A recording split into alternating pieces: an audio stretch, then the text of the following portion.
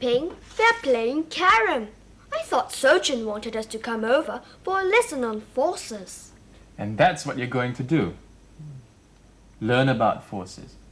Except Sochin isn't here.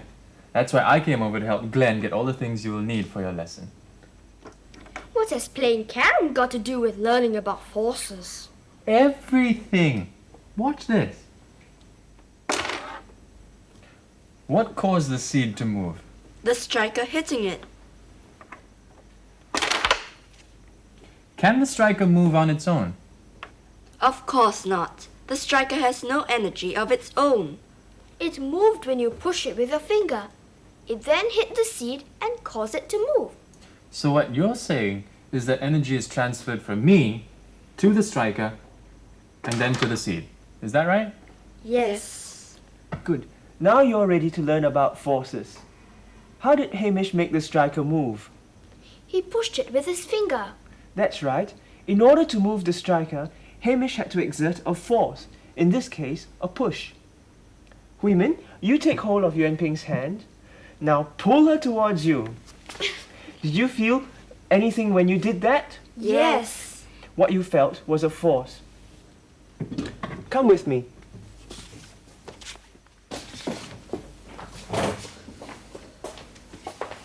Watch this.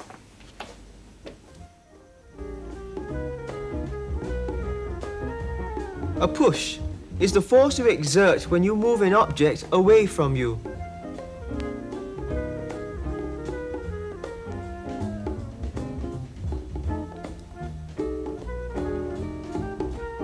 A pull is the force you exert when you move an object towards you.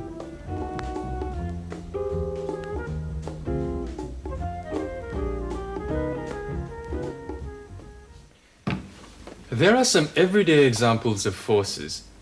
Women, stretch this rubber band here. There. You're now exerting a force. Yunping, open this bottle. Oh, it's tight. Try harder. You're exerting a force when you do that. There, you've got it. Now you lift up that pile of books. Higher. Higher. It's very heavy. When you lift up something, you're exerting a force as well. You can put it down now. To exert a force, we must have energy. How much energy we need depends on how much force is required to move the object.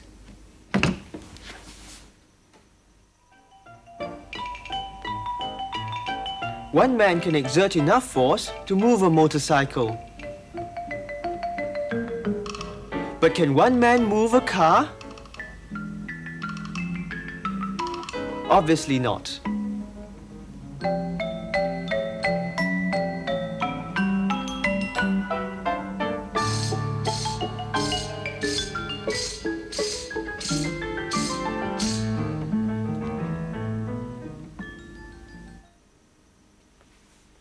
So far, we've seen examples of the muscular force that we exert. In nature, too, there are examples of forces at work. Look at this boat in this trough of water. Now watch what happens when I turn on the fan. The boat is moving. Do you know what caused the boat to move? The force of the wind from the fan pushed against the sail. Yes.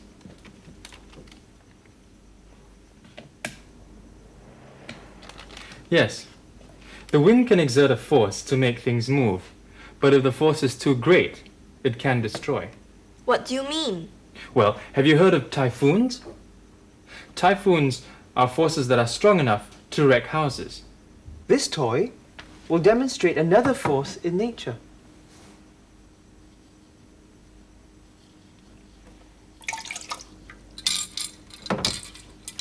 What is turning the wheel? The running water. Yes, running water can exert a force to make things move. But like the wind, the force of water too can sometimes be destructive. Do you know how? Flood waters. When there's a flood, the force of the running water can move heavy things, sometimes even cars and houses. What about animals? Can animals exert a force? Well, what do you think, Yuanping? In order to exert a force, what must we have? We must have energy. Animals have energy, so they too can exert a force. And what's more, animals can help man in his work. Think of horses pulling carts and wagons. Think of buffaloes pulling plows. Here are other examples of animals helping man.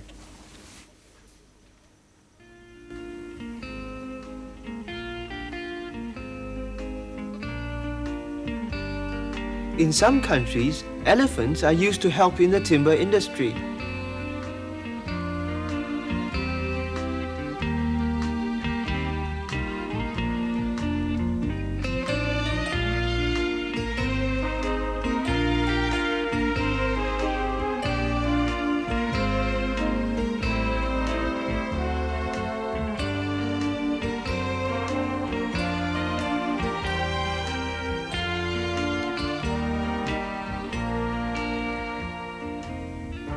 This Eskimo is hunting for seals.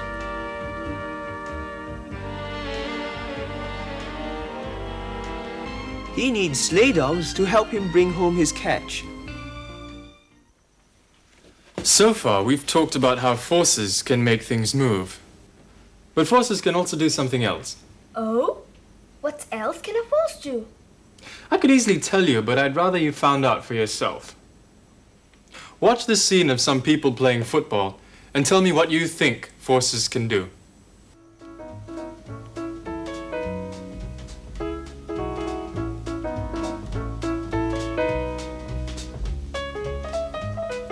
Look at the football. It's rolling on the ground. This man is going to change the direction in which the ball is moving. Do you think a force is exerted to change the direction of a moving ball? Yes. This man is kicking the ball. Do you see a force at work when someone kicks a ball? Yes. The kick is the force that moves the ball.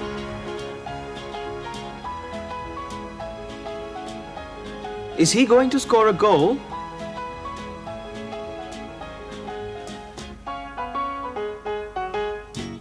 Oh no. The goalkeeper has stopped the ball. Does he exert a force to stop the ball? Yes, I'm sure he does. During a football match, you see forces at work all the time.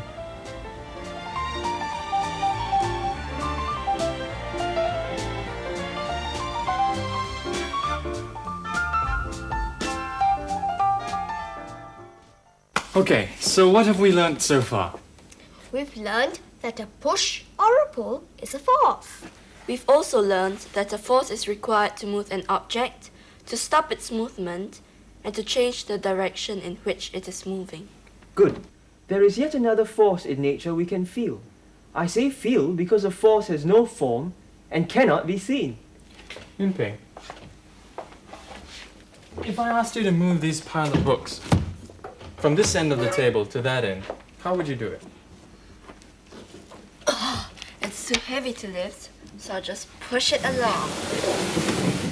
There. Why is it easier to push the books along rather than to lift them? Well, when we lift something, we're working against gravity. We use more energy when we work against gravity, like climbing the stairs. Gravity is the force exerted by the Earth on all objects. It pulls them downwards towards the Earth's center. Women, hold this book in your hand. For how long? It's heavy. Let it go then.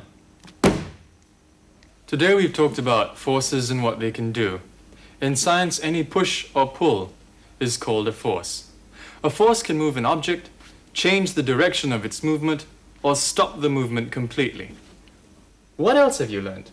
The Earth exerts a force called gravity, which pulls all objects. We use more energy when we work against gravity. Goodbye. Goodbye. Goodbye.